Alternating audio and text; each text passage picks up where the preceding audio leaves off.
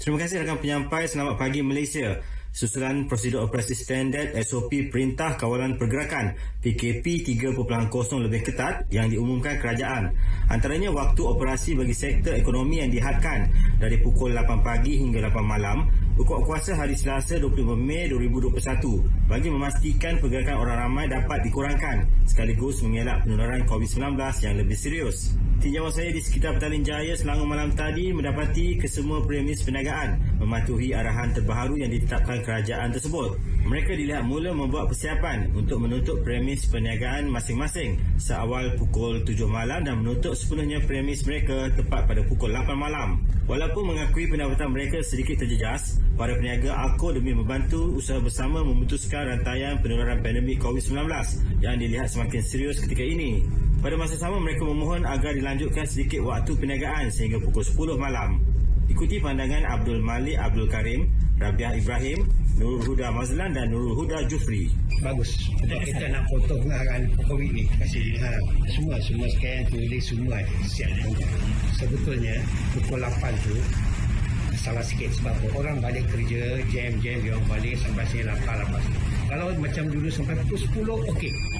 Tak ada masalah untuk dia orang. Macam saya, kita tak kisah, kita paksa tutup. Tapi untuk dia orang nak beli barang ke apa pun, susah. Itu aja minta. Kalau boleh, 10. Cuba. Kami mengikut prosedur kerajaan lah. Tutup, buka 8 pagi, tutup 8 malam. Ini memang rasa kecewa lah sebab kawasan ni kawasan perumahan, penduduk balik, time dah jam, dah sampai dah pukul 8. So, kedai dah tutup. So, diorang mengeluh jugalah. Tapi kami mengikut undang-undang kerajaan lah. Terpaksa tutup pukul 8 malam. So, saya sebagai seorang penduduk dan owner kedai juga, minta kerajaan untuk lebihkan masa. Mengikut SOP, tapi kita buka sampai pukul 10. Macam kedai runcit, kedai makan lah. Maybe kedai lain boleh tutup mengikut pukul 8. Kedai-kedai seperti kedai runcit, kedai makan kan. So, itu kedai-kedai keperluan lah. So, bukakan sampai pukul 10 lah. Macam kita orang, dari penara kita ni, kalau kan memang nak kena akur kan dengan benda ni semua. Tapi lah, kalau boleh nak minta orang panjangkanlah sikit waktu tu. Jangan pukul 10 ke, tu pun kira okey juga lah. Kurang-kurangnya dapat juga kita cari duit tambahan kan. Dari waktu kita orang ni, kira niaga, tu je sumber pendapatan kita orang. Kita orang niaga burger ni, start daripada petang, pukul 6.30 sampai ke 10 tu paling ramai lah. Biasanya paling ramai datang. Sebab time-time macam ni ada yang untuk kebanyakan yang untuk kerja malam, yang kerja kilang. Biasanya diorang akan tapau makanan untuk diorang time berehat waktu malam. Menteri Kanan Pertahanan Datuk Seri Ismail Sabri Yaakob sebelum ini turut memaklumkan waktu operasi perniagaan juga akan dikurangkan mulai 8 pagi sehingga 8 malam sahaja. Manakala perniagaan pasar malam bermula pada pukul 4 petang sehingga 8 malam dan kedai farmasi boleh beroperasi dari 8 pagi sehingga 10 malam.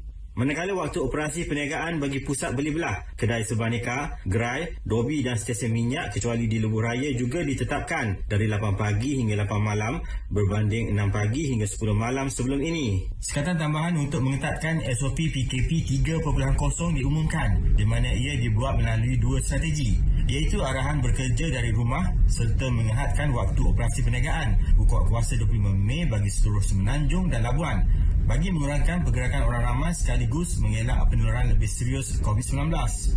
Datuk Seri Ismail berkata beliau memahami permintaan orang ramai yang mahu sekatan yang lebih menyeluruh diadakan kerana lonjakan dalam angka kes. Namun sekiranya tindakan tersebut dilaksanakan, mereka yang bergantung kepada pendapatan harian seperti peniaga-peniaga kecil akan terkesan disebabkan punca pendapatan mereka tertutup sama sekali. Untuk rekod, PKP 1.0 sebelum ini berjaya mengurangkan dengan ketara kes COVID-19, tetapi ia telah memberi impak yang mendalam terhadap ekonomi dan mengakibatkan kehilangan pekerjaan dengan anggaran kesan kerugian sebanyak 2.4 bilion ringgit sehari kepada ekonomi negara.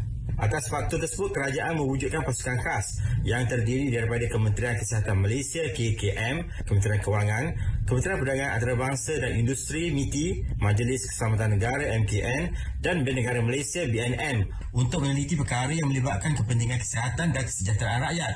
Perdana Menteri Tan Sri Muhyiddin Yassin sebelum ini juga mengumumkan keputusan sidang khas MKN pengurusan COVID-19 untuk mengetatkan lagi pelaksanaan PKP 3.0 yang sedang buka kuasa dengan menambah sekatan ke atas sektor ekonomi dan sosial.